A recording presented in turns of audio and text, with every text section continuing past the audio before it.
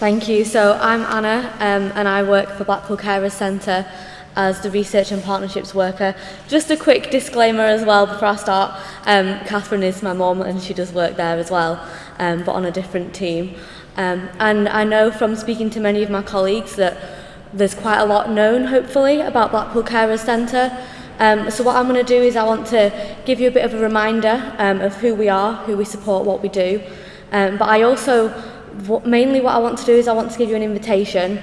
I was speaking to my colleague Mike, who's come with me today, and really we feel that our centre is something that you need to visit us to really appreciate the work that we do.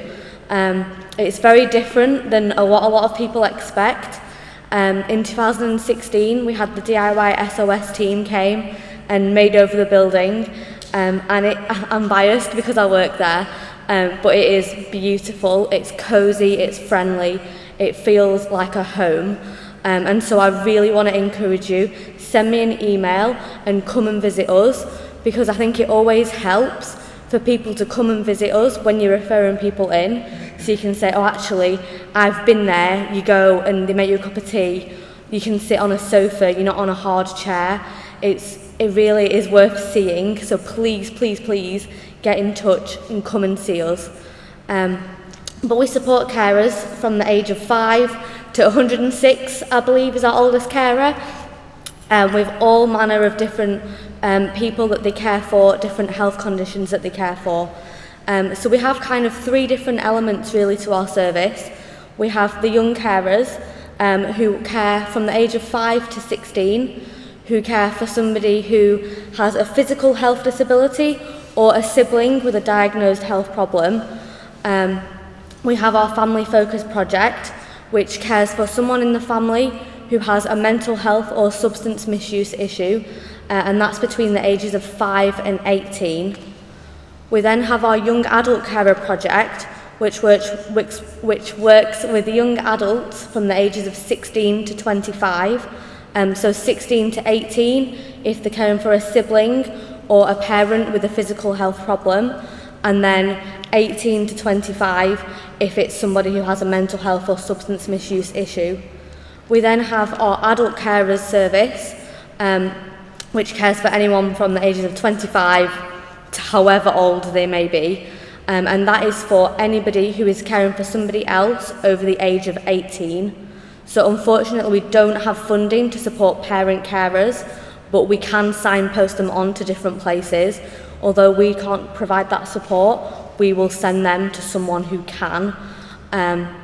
We care for somebody, we support somebody who is paying council tax to Blackpool Council or who is registered at a Blackpool GP. This is either the carer or the cared for. We'll also offer support to somebody who has dementia, who lives alone, but who isn't so advanced in the dementia that they no longer have capacity.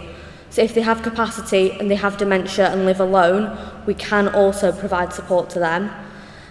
We can advocate for them. We run respite sessions from the ages of 5, again, to however old you may be. So our young people's respite. On a Tuesday, we have the Grand come in and work with us on a project called Resilience Stories, which aims to build resilience in our young people. And then on a Wednesday and Thursday, we have like our kind of classic youth club nights.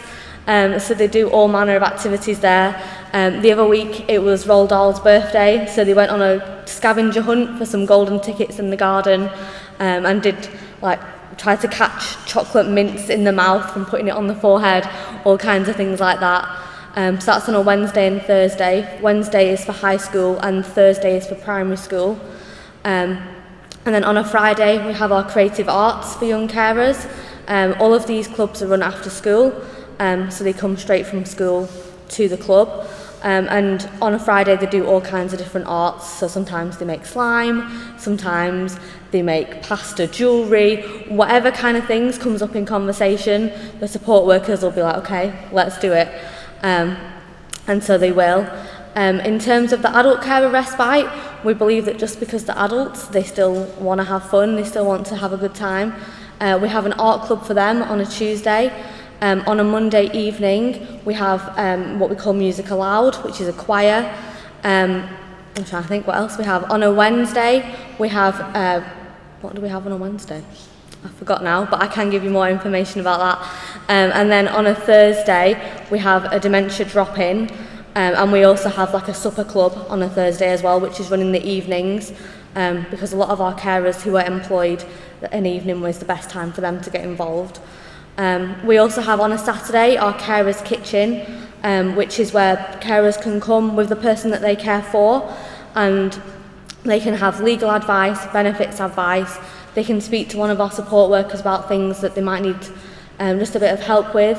They can either bring, when they come with the person they care for, they can either bring them into the meeting with the support worker, or someone else can sit with the cared for, so that they don't feel like they have to say what they're supposed to say because the person they care for is there. It's really important to us that our carers are able to speak freely. So yesterday, for example, we had a referral from a lady who said, I really need to talk to someone. Emotional support is what I need, but my husband, who has dementia, doesn't like me when I'm talking about him. It really upsets him. And so actually, would you be able to contact me at 8 a.m. in the morning? Because that's when his carers are showering him, and that's the only time of the day I can speak freely. And so my colleague said, yeah, that's fine. So we make a note on our system of anything like that, where if there's an hour a day that we can catch somebody to speak to, because that's the only time they can speak freely, we will call them in that hour a day. We will do whatever we can to help carers in Blackpool, because our goal as Blackpool Carers Centre is to make life better for carers. And so if there's an hour a day, if there are 10 minutes a day that they are available and can speak freely and honestly, we will find the time, we will find the person who can speak to them then. I think that's everything. But again, please send me an email. Please come and visit our centre. I feel like once you come, your idea of our service will completely change, because it is, anyone who's been will probably agree, it is very different than what you'd think it is. So yeah, please come and see us.